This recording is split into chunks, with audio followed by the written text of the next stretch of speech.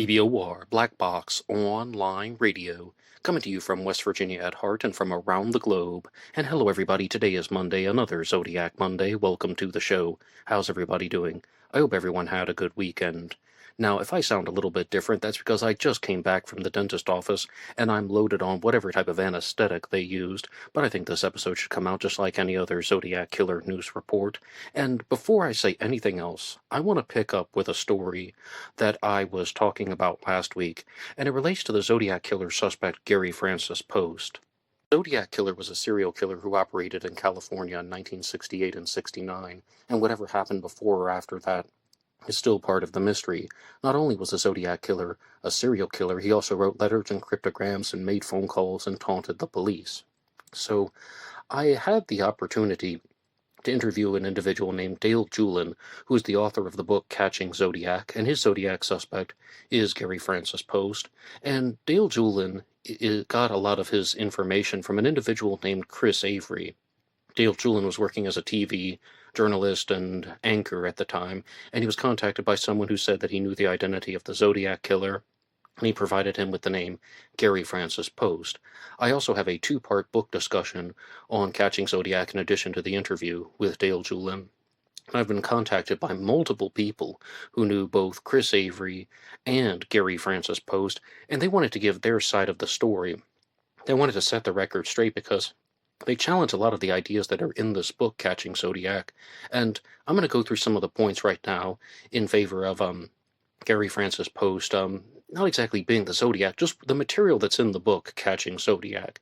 Number one, Gary Francis Post was a sadist who tortured animals. He would put hooks in trees with bait so that bears would bite them and get stuck, and then they were just, well, it's purely done just to torture the animals. Gary Post was also a hunter, but he didn't kill animals for meat. He would shoot them purely for the sake of killing them and would just cut the bodies open, doing very bizarre types of things with the animals.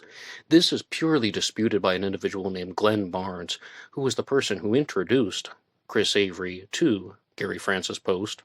If you go through some of the episodes that I've just been talking about, as well as last week's Zodiac Killer News Report, you can find Glenn Barnes in the comments section, and I spoke to him via telephone, and he simply said that Gary Post did not torture animals. He did put the hooks in the trees as a way to deter predators and such from stealing items, the way that people would tie something up in a cache, but not once did they ever actually find an animal that was caught with its mouth on a hook or anything like that. So firstly, that didn't even really happen. And the second thing is, this whole point about shooting animals purely to kill them with absolutely no other reason for hunting them, was also a misrepresentation on the part of Chris Avery. He said that Gary Post would kill things like raccoons if they were stealing his dog food, or if rodents were coming on the property, he would shoot them.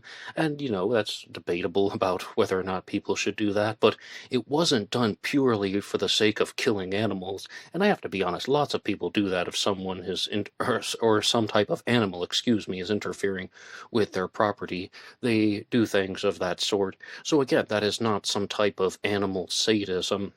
It's a blatant misrepresentation on the part of Chris Avery, but I think there's a much more important element to this story, and that is that Dale Julin and I had our discussion, and he brought up one of the key pieces of evidence, and that is that the Zodiac Killer would say in his letters that he did not like police officers. He called them pigs, he called them blue meanies, and Gary Francis Post was very bitter because he was accidentally shot by a police officer in the late 1960s, and the bullet went into his lung. He developed animosity toward the cops, toward law enforcement, and the Zodiac Killer's attempts to make a mockery of law enforcement were done for that reason. Glenn Barnes, again, knew Gary Francis Post personally, and he said that his understanding of the story was Gary Post's best friend also knew a police officer. His brother was a police officer, and he was just trying to demonstrate unholstering a handgun. It was a pure accident. It wasn't like Gary Post was walking down the street and he was shot in the line of duty or anything, or got caught in the crossfire. That someone was trying to demonstrate unholstering a handgun, and the gun accidentally fired, and it hit Gary Post And for a while, Gary Post actually thought that he was going to die. And the person who accidentally shot him, and I think this is a direct quote from Glenn Barnes, he can correct me if I mistake this, but he felt so bad that he became a Catholic for 2 weeks. You can take that for what you will, but I'm going to be clear, I understand that 100%. But it was not something where there was this type of sort of reason for a malicious attitude. It just, he happened to be in the vicinity of someone who was trying to do something, and the gun went off, and again, a pure accident. So these appear to be some challenges that people have in regards to Dale Julian's book, Catching Zodiac. And the people, as I said, multiple individuals, one of them does not want to be named, that knew Chris Avery and Gary Post have talked to me. And they just simply say that they brought this to Dale Julian's attention, and his simple response was, he's writing his memoir. And Catching Zodiac is a book that is presented as Dale Julian's memoir. I mean, it's a true crime memoir. He's showing how he obtained this information, and in some ways he has the right to do that. He has the right to share the story, saying, this is my experience, this is what happened, because they aren't lies.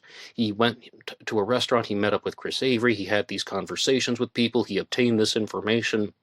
But other people are saying, okay, I know you're just trying to write your own memoir.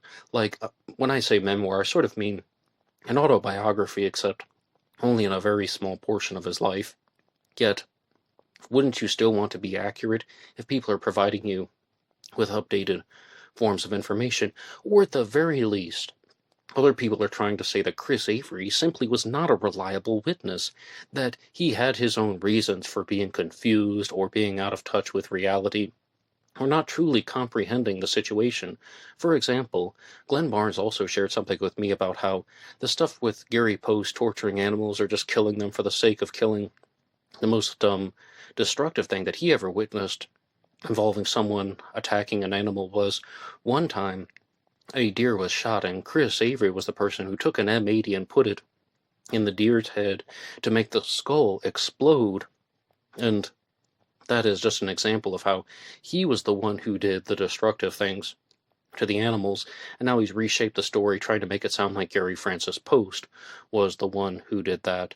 So, I mean, Gary Post was described to me by Glenn Barnes as just an individual who moved into the hills, more or less, somewhat close to Yosemite National Park, and he stayed there from 1974 to 2018, and he was just mostly someone who decided that he was better off just living in that area, and I totally get it. Oh, I totally can comprehend why somebody would do that, and, I'm 35, but he probably was a little bit older than I was. I'm already at that point in life when I can comprehend those choices. However, while Gary Post is living in Groveland, California, he was arrested for, now this is in the book Catching Zodiac, for throwing his wife down a flight of stairs. This is one of the most widely discussed points about Gary Francis Post, and showing that he was dangerous. I mean, he still had destructive tendencies even into his senior years.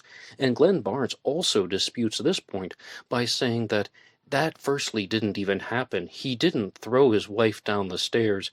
He did push her, but it was in the hallway, and she didn't fall down the stairs. And that's Glenn Barnes' side of the story. So that would be another piece of misinformation that has been put out there about Gary Post and his just violent and destructive behavior and the creation of a serial killer-like persona. So you can take it for what you will, and you can decide who do you want to believe. And also, we can understand that the book Catching Zodiac has been written as a memoir, and Dale Julian is more or less sharing his process and his journey when he's exploring this material, and that's how people should approach it. And that isn't even a strike against Dale Julian. He's sharing his experience with the material, and that's where I think I'll leave the Gary Post narrative for now. But I would also like to remind you guys about some updates with the channel. Some of you saw on the Wednesday show that I put out a notice that I will be back in West Virginia in the month of March. February 29th is actually when I'm going to arrive in West Virginia, and for the month of March, there will be a special that's going on with BlackBoxOnlineRadio. As some of you know, that there is a page for the show on BuyMeACoffee.com, BuyMeACoffee.com/BlackBoxNed88. That allows you to make a donation or contribution to help support the show, and anybody who makes a donation will get a shout out on Zodiac Monday. But BuyMeACoffee.com also has a podcast zone and a store, and for the month of March, you will be able to get a hard copy of 2 publications that are now going to be available. One of them is called True Crime Teaches Us to Conquer Toxic People, and the second one is the BlackBoxOnlineRadio True Crime Shorts Anthology. They will be sold directly through BuyMeACoffee.com and mailed to you if you're in the United States. And the reason for this is Amazon.com is going to have a monopoly on publishing in the future. And they do some very unfair things for writers and creators. So that's why I've chosen to release these on BuyMeACoffee.com. And there will also be electronic versions if you prefer to read things that way, or if you prefer to get it in a quicker fashion, or simply if you just are outside of the United States, you can purchase an electronic version of either one of these, and they will be available at buymeacoffee.com/blackboxned88. I'll talk to you guys more about those in the future. And there are 2 ways to purchase this. One, you can buy them from the store. I'll put them on the store page, or you can also just make a standard donation to the show and just put on the subject line that you would like to purchase one or both of the publications, and I'll follow up with you via email. And on that note, I'd like to get to your supporter shoutouts on buymeacoffee.com. One more time, anyone who makes a donation or contribution will get a shout out here on Zodiac Monday. And the first one is going to come to us from Batman66. Thank you so much for your regular and consistent support. And the next one comes to us from River Prawn Pottery. You 2 guys are absolutely amazing. I really can't thank you enough. And we also have one from Classic Chevy Cat on buymeacoffee.com. Ned, I rely on your news reports because I'm scattered and forget to check things. Busy girl, great job. Kudos to all the followers who give fantastic insights and information. And that really is true. I mean, I couldn't do this show without you guys. So many times people put stuff in the comment section that is just very insightful, or somebody will connect the dots in a particular way about the Zodiac Killer mystery. And I mean, I think that you guys contribute so much to this program, so if you have any ideas about the Zodiac, please put them in the comment section down below.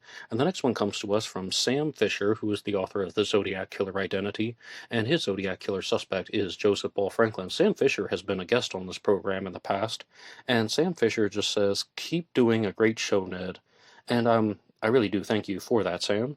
Sam Fisher also wrote a very fascinating piece that is available on Reddit called Magical Thinking Arithmomania Response. He's using his name 60th Fever over there, and I would like to discuss that on this week's Zodiac Killer News Report.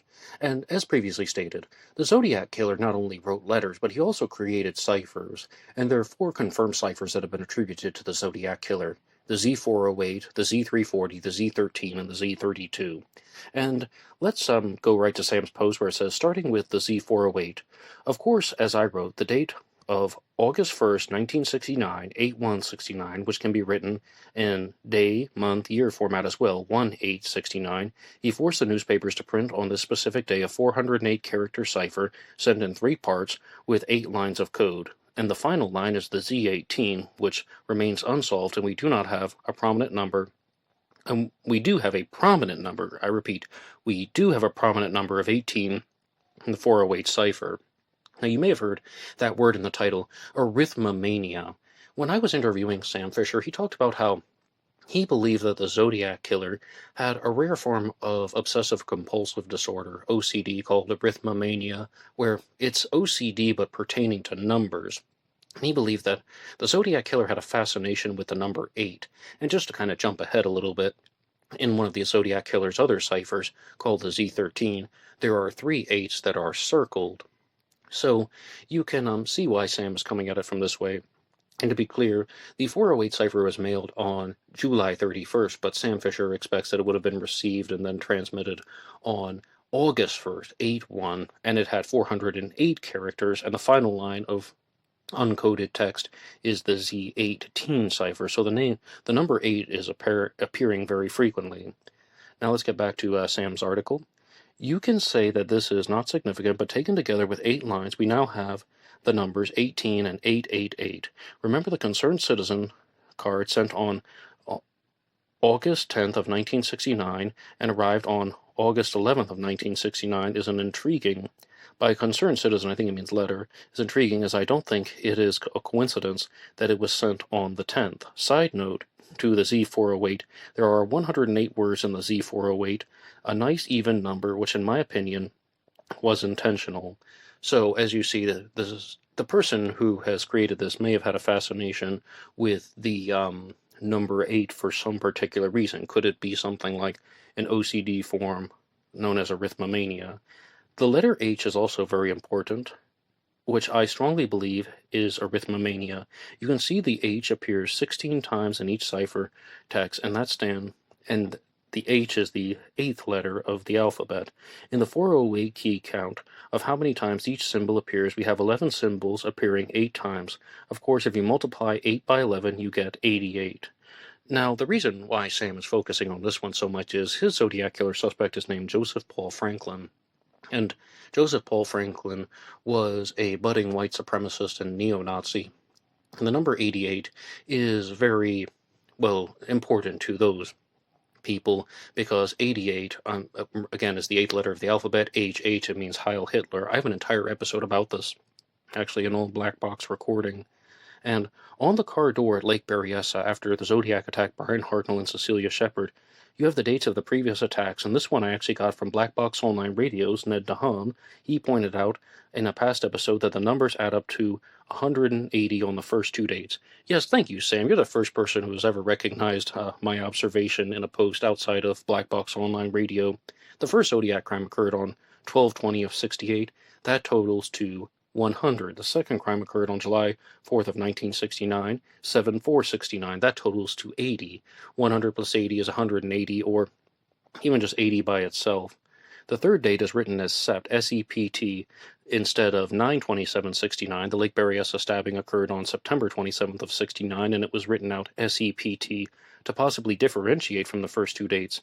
The following are ideas that I have thought about. 6:30 in military time is 1830, and it's something like 85 days or so from the last attack. I have theorized that he may have been aiming for 80 or 88 days after Blue Rock Springs. And in the Z340, there is 18 characters. There are 18 characters in between each correct letter in transposition. I know the videos of Mr. Warrenchak calls this the period 19, but I believe the intention was 18. And again, Sam is showing what he is talking about here via graphics. Now, this article goes on for a while, but I do want to jump ahead to a particular type of counterbalance. And actually, I'm going to share one additional piece of information. I've had the opportunity to interview Melissa Rose Tappa, who is the webmaster for ZodiacKillerBomb.com, and her Zodiac suspect is Loringdale Hill. And she actually believes that the circled 8s on the Z13 cipher are not even 8s at all, they're actually H's, and the circle comes around, and it appears to be an 8, but it's actually the letter H. And let's say, hypothetically, if that were true, that would completely fit with Sam's theory, because H is the 8th letter of the alphabet, that even if you go beyond the Heil Hitler thing and the 88 connection, what Sam is talking about is he believes that the reason why these 8s are appearing and repeating the way they do is because the Zodiac killer had arithmomania, a form of OCD in relation to numbers. I said I had a piece of counterbalance for you, and this was written by Hallie Dizzle, who says, I'll start this comment off by telling you that I am a clinical psychologist who regularly works with patients with OCD. The biggest flaw with your reasoning is you're starting with a hypothesis that the Zodiac had arithmomania, and that compelled him to write his letters in a specific way, and then fitting a bunch of selective information to support the hypothesis. Not only is the assumption that he has OCD a massive assumption to make, but to assume that his OCD compelled him to write in a specific way and create specific codes to fit with this compulsion is a humongous stretch. If you microanalyze anything for long enough, looking to confirm a theory, you will find coincidental patterns that seem to fit what you want it to fit. Nothing that you have brought forward in any way is convincing that the Zodiac, may have had OCD. Now, who do you believe with? Do you agree with Sam Fisher, or do you agree with Hallie Dizzle? And that's where I want to turn it over to you guys, because, it is rather remarkable, this pattern of 8s that goes on. And, I notice that the Zodiac does appear to be very precise with the ciphers, and when I interviewed Sam Fisher, I said that was my biggest takeaway. Even though I wasn't convinced that Joseph Paul Franklin was the Zodiac killer, this concept of how the Zodiac was arranging things in very specific ways, and adding in 18 symbols into the final block of the 408 cipher. Remember, that was divided into three parts. The third block had 18 symbols added into the 408 cipher, and I just quite curious how far people can explore these things. Maybe they will find the truth, or maybe they will find something different. But what do you think? Who do you agree with in that exchange? Moving on to the next segment here on Black Box Online Radio. Last week on the channel, I was talking to you guys about a particular book named Zodiac Settling the Score, and this is one that I was very curious to read about. I had the opportunity to look at some things previously. Again, this is Zodiac Settling the Score by Kimberly McGath, and I've also been talking to you about a book recently called Titwillow by Judith Chapman, and I was very hesitant to read Kimberly McGath's book, because after reading Titwillow, or at least reading the early sections of it, what I told you guys on the Zodiac Killer News Report was, I'm not really getting anything out of it. I mean, I understand that she has a suspect. Judith Chapman's suspect was her late husband, Peter Plant, and I'm just reading this book, and it's filled with these personal stories about him, but I didn't quite see how she was connecting it to the Zodiac Killer mystery. And also, is a book about the Zodiac Killer. It's just filled with these ramblings that are going on and on. I'm not sure where they were going, and that was my biggest concern about picking up Zodiac Settling the Score. So before I purchased it, I decided to download the free sample from Kindle, as I regularly do with these Zodiac Killer books, and I am so glad that I did that, because it's the exact same response. It's just going on and on about personal lives and daily routines and habits. Oh, I opened the door and I sat on the couch and I was waiting for so-and-so to come home, and then we were going to do this, and I'm just thinking, oh my goodness, just firstly, get to the heart and soul of your Zodiac theory. And because I've watched some, or actually read some material about Zodiac Settling the Score in the past, I know that her Zodiac Killer suspect is BTK, Dennis Rader, the Bind, Torture, and Kill killer. I mean, we simply just call him BTK. And there are 18 pages in this Kindle free sample. 16 of them have absolutely nothing of substance, absolutely nothing of value. It's just talking about daily life and so on. And one page gets a little bit into the Zodiac, but I'm actually going to go to page 18 in her book. This is called Chapter 3, The Devil and His Details. And because I said I actually thought that this was Zodiac related, I want to read this for you one more time. Page 18 of Zodiac Settling the Score. The Devil and His Details.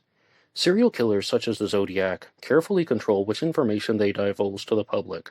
These sociopaths give false information not only to shield their identity, but to taunt the police as well. However, often these murderers are so obsessed with disguising their handwriting or avoiding leaving fingerprints, they forget other clues they carelessly shed in the writings or at the crime scenes.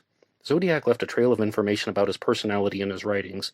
He was so emboldened by years of getting away with murder that he left a sea of information behind, albeit unintentionally. Zodiac's syntax may not have shown much in the 60s, but as you will see, the Zodiac wrote countless other letters to the media and police under a different name. And of course, that's going to be BTK, revealed later in the book. Shocking as this may sound, Zodiac never gave up his lust for murder. He just changed his name and locale of his twisted acts. It is in the comparison of these two different sets of letters that ultimately unveils the Zodiac's identity. While it is tragic that the Zodiac taunted his victims' families, and the police, and ultimately the public, it was in doing so that his cowardice and cruelty was finally exposed. Zodiac also gave himself away at the crime scenes. Not only are there general similarities between the Zodiac and his alter ego, but there are very specific similarities as well. Now, I was going to wait till I finished the entire page before I responded, but I just have to jump in right there. And there are some good points in this. There are some good points in this that I want to talk about, but that's something that I just have to kind of bring the hammer down on. Assumption, that the Zodiac changed his alter ego. There's some similarities between the Zodiac and his alter ego as well.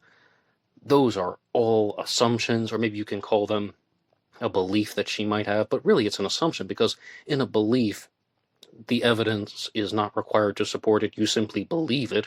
Whereas with an assumption, you are overlooking supporting evidence that should be there. And I think that, what do you mean the Zodiac and the alter ego? The Zodiac has not been identified to everybody's satisfaction One shocking similarity is so precise that it would have been impossible for this latter killer to replicate Zodiac's behavior so accurately without having access to the police files. It is only with the drawing of the internet that made this information later available to the public. There also were many stunning parallels between the two killers' taste and background. Zodiac displayed some very distinct qualities that were combined and unique to him. As you will soon see, it is the combination of these qualities that creates a personality profile that is, in essence, exclusive to Zodiac. If these documents had been made available to a skilled linguist, I am confident the connection would have been made years ago. This particular devil has truly exposed himself through his own details, and I will reveal that to you as the pages go on. And as I said, there are some good points in this section here. Firstly, the criminal leaves behind a lot of evidence that they don't expect to have left behind, and I think that the Zodiac did a lot of that. It's possible they have the Zodiac's partial palm print off of the payphone that was used to make the phone call after the Blue Rock Springs shooting. It's possible they might have some evidence some way, somehow, on the shell casing that were left behind at Lake Herman Road. I mean, the Zodiac certainly did leave evidence behind. Now, we don't know this even 100%. They might even have the Zodiac killer's fingerprints off of the Stein cab. Maybe, possibly. I'm not 100% convinced of that. But how about the witness sightings? And the Zodiac definitely is somebody who went through a very strong effort to cover up evidence. He went through a strong effort to not leave things behind. He didn't even want to be witnessed in the daytime by the victims at Lake Berryessa, Brian Hartnell and Cecilia Shepard. But, I mean, in doing so, he left behind evidence that he probably didn't anticipate, that he was wearing 10.5 wing walker shoes, walking to and from Brian Hartnell's Carmen Gia, or thereabouts. He walks to the picnic blanket, commits the stabbing, walks back to Brian Hartnell's Carmen Gia, and then writes a message on the car door. And it seems that the Zodiac is making certain efforts to cover up evidence, but then he's creating new opportunities to leave evidence behind. I absolutely think that that's a good observation. Zodiac left a trail of information about his personality and his writings. Oh yes, the Zodiac did leave an enormous trail of personality in his writings. He's telling us, more or less, the kind of books that he liked to read, the kind of operetta that he liked, the Mikado from Gilbert and Sullivan. He is showing us that he has somewhat of an understanding of navigation and compasses, and, like drawing the symbol on top of Mount Diablo set to magnetic north, and that might not be the strongest understanding that's demonstrated, but it is an understanding, and the fact that somebody would choose to present themselves in that way clearly states that they understand things about compasses and navigation, partnered with the statement, it concerns radiance and inches along the radians. Okay, the Zodiac is giving away so many things in the letters. Another good observation. He was so emboldened by years of getting away with murder that he left a sea of information, albeit unintentionally. Yeah, I think so too, because, say for example, on the 1970 Halloween card, the Zodiac wrote the words, by rope, by knife, by gun, by fire, and that is from the Tim Holt comic, The Wheel of Death, and also the symbol on the Halloween card, like that looks like an F and a V put together. That could have come from the Red Rider comics, maybe even a Red Rider coloring book or something like that.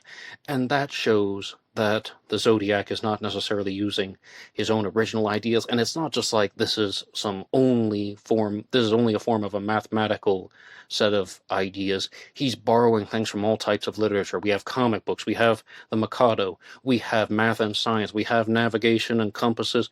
The Zodiac is showing us the stuff that he knows, albeit unintentionally.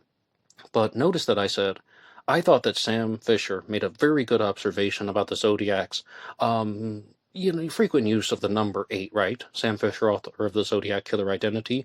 Well, Dale Julin, author of Catching Zodiac, was the person he's the first person I've heard say that the Wheel of Death that is on that Halloween card that I just mentioned, that says, by rope, by knife, by gun, by fire, slave's paradise, has 37 letters. And the Zodiac would later go on to say that he had a kill count of 37. If you were to just Google the Zodiac Killer, or look up the Zodiac Killer on Wikipedia, you will see that the Zodiac has stated that he has killed possibly 37 people. It's a very famous number that's been attributed to the Zodiac Killer. Okay, so that's a good observation from Dale Julin. Could the 37 on the Exorcist letter be referring to the Wheel of Death? And is that another type of clue? What I like to do here on Black Box Online Radio, here on Zodiac Monday, is I like to try and find out Where is everybody starting to make sense? And I just told you about Sam Fisher and Dale Julin, and with Kimberly McGath here, I actually do think that the things that I've just read off to you are pretty good observations. The Zodiac is leaving evidence behind that he's not aware of, and the Zodiac's syntax may not have shown much in the 60s, but as you will see, the Zodiac wrote countless other letters to the media and the police under a different name. Now, here's where I call BS. Again, assumption, assumption, assumption. I've already gone through the reasons why. Shocking as this may sound, Zodiac never gave up his lust for murder. He just changed his name and locale of the twisted axe. Well, you know, Kimberly, not everyone is going to disagree with you on that. Some people believe that the Zodiac Killer was a very prolific serial killer, and he just chose to concentrate his reign of terror in the Bay Area under a specific name, and then after the Stein murder, he realized, oh wow, this is so close to getting caught. I'm not going to do this again. I'm going to announce my crimes as routine robberies or accidents and so on, or maybe just change the way that he is committing murders, maybe evolve or advance. And a lot of people think the Zodiac went on to commit crimes, but I do have to always play the skeptical card and say, that stuff is unproven. It is in the comparison of these two different sets of letters that ultimately unveils the Zodiac's identity. While it is tragic that the Zodiac taunted the victims' families, the police, and ultimately the public, it was doing so that his cowardice and cruelty were finally exposed. Now, she might be going down the road of saying some stuff about BTK, but here, the Zodiac was a coward for doing that. You know, it's like going over to a payphone in a secluded area and making a call and then running away. Yes, that's cowardly. Yes, that's childish. That's pathetic. And I've said this stuff a lot of times, so I think you can get the idea. But one more time, if you're curious about the Zodiac Killer BTK connection, you can find it in Zodiac Settling the Score by Kimberly McGath. Now, moving on to the next segment here on Black Box Online Radio Zodiac Monday, Tom Voigt appeared on the Unfiltered podcast, Tom Voigt, the webmaster of ZodiacKiller.com, and he stated that it was a case file production, but it's called the Unfiltered podcast, and he did an interview, and the interviewer actually seemed like she had read up a lot on the Zodiac case. I don't know if she's a big-time Zodiac buff because she was mispronouncing some things, but overall, it was actually a fairly well-done interview, and the reason why I wanted to save this segment for the end was because you've heard me talk a lot about some of the famous Zodiac killer suspects, but some of my big takeaways from this interview with Tom Voigt were that, number one, he was the first person to publish the mugshot of the prime suspect, Arthur Lee Allen, and this is something that he talked about a lot in the interview, focusing on the suspect Arthur Lee Allen, and somebody even wrote this out on Facebook. Hey, do you guys notice that Arthur Lee Allen has been in the conversations a lot more lately? What Tom Voigt simply says is that Arthur Lee Allen was a suspect very early on in the Zodiac Killer mystery, going back to 1969.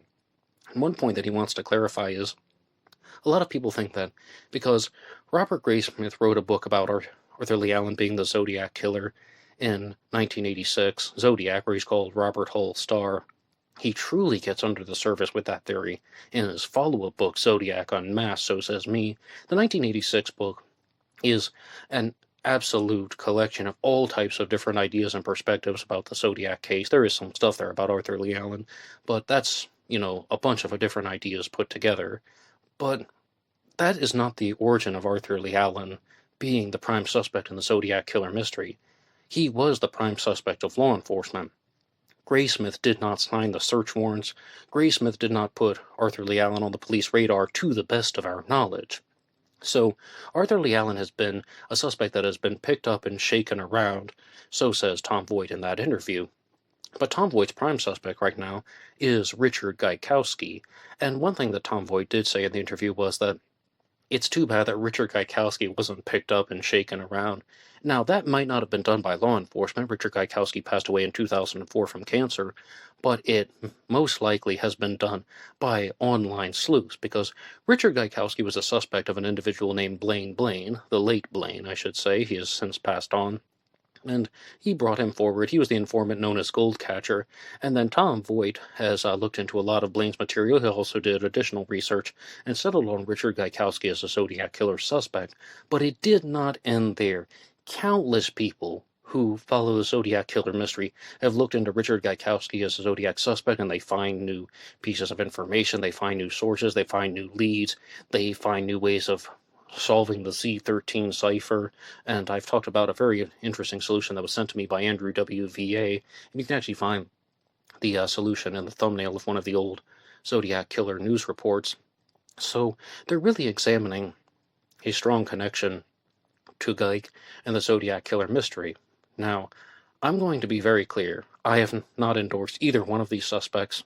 And at the end of the day, I think that it's going to come back, and we're going to find out that neither Geik nor Arthur Lee Allen were the Zodiac Killer. However, if there is some type of breakthrough in the case, and law enforcement announces tomorrow that, oh yeah, the Zodiac Killer mystery has been solved and it was Arthur Lee Allen or Richard Geikowski, I would not be surprised at all. Another point that was discussed in the interview was that there is a very big fascination with the concept of my daddy was the Zodiac Killer. You guys know that, and I know that. And I've even talked about how this now goes on to the next generation. My grandfather was the Zodiac, or even like the case of Jim Mordecai, when his step-granddaughter says, my step-grandfather was the Zodiac.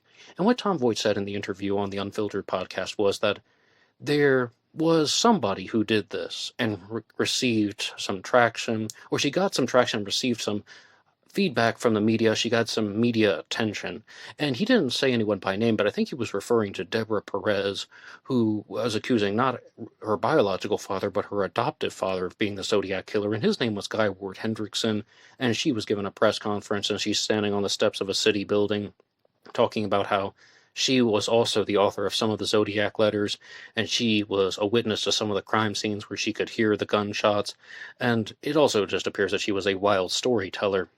But what Tom Voigt was saying is that some people heard that, and then they began to examine their own father's story, or their own grandfather's, step-grandfather's story, some type of family member, someone whom they had a personal connection to. And then they might do things like go through a yearbook and find, oh, he was wearing dark-rimmed glasses, and the Zodiac Killer wore thick-rimmed glasses, and they start making these types of connections, and it's just insufficient evidence piled on. And this is something that somebody actually stated in a recent video, one of you guys in the comments section. At this rate, it seems that more than a third of American men in the 1960s must have been wearing those types of dark-rimmed glasses. You will just find countless people wearing them. And one sad fact about the Zodiac Killer's composite sketch is it doesn't really show a lot of information aside from being a short-haired white male in glasses. And I think the glasses have become a very big distraction. And that's something that people zone in on way too much. But what Tom Voigt said was, this thing about my daddy was the Zodiac has turned into a fad. And, I mean, firstly, yes, of course, I'm not even going to dispute that, but what people do is, though, they look at an unsolved case and then they began to think, now, wait a second, I know some information about my father, my grandfather, my uncle, my, late husband, like Judith Chapman, who wrote the book Titwillow, and then they begin looking at the Zodiac Killer mystery and they're like, well, wait a second, this all seems to fit. Okay, that's good stuff. Yes, I do mean it. I do mean it. That's good stuff. It really is. Because there is just a set of connections that people can make, and they're trying to solve the case. If they have honest intentions, those things are all really good. Some people have dishonest intentions, or then there are the people like Chris Avery. Allegedly, Chris Avery is just confused or doesn't know what he's saying, or maybe he is misrepresenting and exaggerating the story as about Gary Francis Post. But that is ultimately what he's been accused of. There are people who abuse that type of freedom as opposed to using it for an advantage. Now, I think that till the case is solved, bring it on if people think that they might have something. But also, you will see that there are going to be instances like Jim Mordecai being brought forward as a Zodiac Killer. He was the subject of the recent HBO Max series. And one thing that I noticed from his step-granddaughter was that she's playing the game of, well, I know that he has done some bad things, so I'm going to look at other crimes in the area and see if that could match his particular MO, or if that's his particular set of behaviors, or if that seems like a crime that Jim Mordecai would have committed. And my simple question was, why? I mean, what makes you think that that's a good research path? That, okay, you know that he's done some bad things. Well, let me just look at all of the crimes in America and see if I can connect the dots in a particular way to make him look or appear guilty. Why would you do that? I mean, do you have any type of reasons? Like maybe if he were the prime suspect of law enforcement, but they just didn't have the evidence, okay, well, I mean, that would be something that you could uncover, but why necessarily would you think that, okay, I'm going to look at all of the homicides on the West Coast in the 1960s and see which ones seem like Jim? That just looks like pattern seeking to get a desired result, so says me. But what do you think about the subject? And I would really like to know what you guys have to say about any of those claims that I've just discussed. One more time, I was discussing the material from, well, the HBO Max series, The Truth About Jim, talking about Jim Mordecai as a Zodiac killer suspect and a Santa Rosa hitchhiker slayer suspect, and also Tom Voigt appearing on the Unfiltered podcast. And please respond to anything you have to say about Gary Francis Post's Zodiac killer suspect. Did the Zodiac killer have arithmomania, a form of OCD it related to numbers? What do you think about the observations made by Kimberly McGath and her book Zodiac Settling the Score? And if you have anything else to say about BTK or another type of serial killer. And I'm going to leave you guys with one thing. Okay, so Kimberly McGath has written this book where she has obviously included a lot of her personal stories into it, and Judith Chapman also did that with her book Titwillow. People do this very frequently in the true crime world. They use the opportunity of writing a book to share their personal story, their life story, their commentary on life. This is what happened to them, memoirs, all of that, right? And sometimes it's not necessarily done in a bad way. For example, you will get this in all types of true crime cases beyond the Zodiac killer mystery. And I think that a clear example of this is a book that I've reviewed on the channel. For those of you who follow Making a Murderer and Stephen Avery, it was the book Illusion of Justice, written by Jerome F. Buting, also known as Jerry Buting. He was the former defense attorney for Stephen Avery.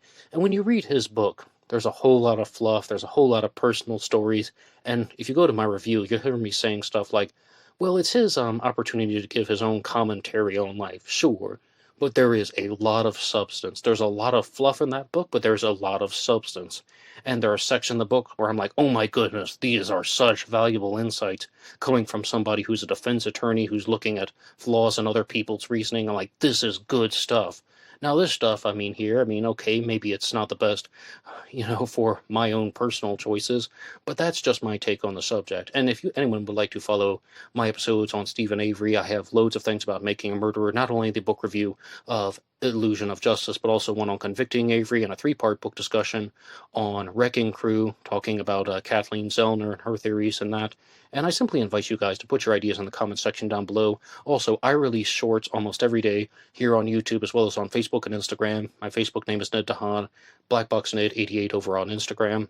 And also, on Friday, I put out an episode with Paul Brookbanks. He is a landscape architect from Canberra in Australia, and he has made some very unique observations about the Zodiac killer because, as I always say, the Zodiac also wrote letters and ciphers, but as Paul points out, he also made drawings. And as an architect and draftsman and technical drawer, Paul has looked at these drawings, and he has made a lot of observations. Part 1 of the interview came out last Friday. Part 2 will come out next Friday. As always, please like and subscribe if you want to follow along with all of these discussions. And again, there's BlackBoxNed88 over on Instagram if you want to support these efforts. And that will be all for me now. I'll see you next time. Goodbye.